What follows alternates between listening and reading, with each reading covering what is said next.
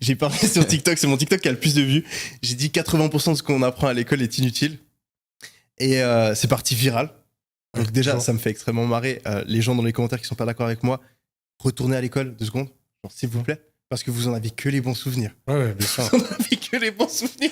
Et j'ai dit 80%, j'ai dit 80%, arrêtez. Je suis pas en train de dire que l'école c'est inutile. Je suis en tout cas pas en train de dire que apprendre c'est inutile. Regardez mes vidéos, je suis genre à l'opposé de ça. Je suis juste en train de dire que la majorité des choses qu'on apprend, typiquement apprendre des faits par cœur, ça n'a pas une grande utilité, que les choses sont mal enseignées, etc. Mais bon, c'est pas le débat.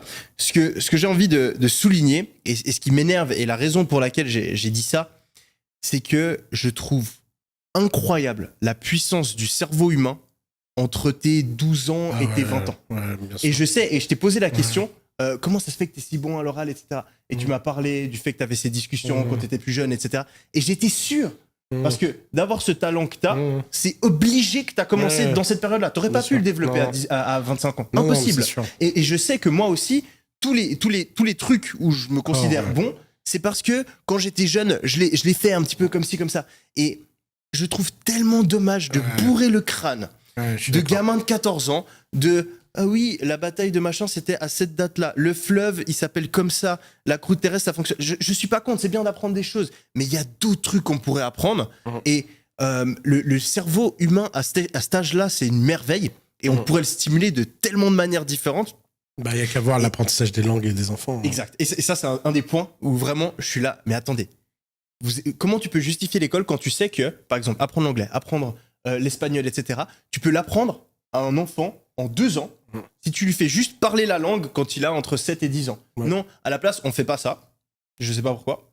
Et on te force à apprendre la grammaire à 14 ans. Et personne parle un mot. Et pas le parler. Moi, j'ai fait 8 ans d'allemand, je sais pas dire Mais bonjour. regarde l'échec.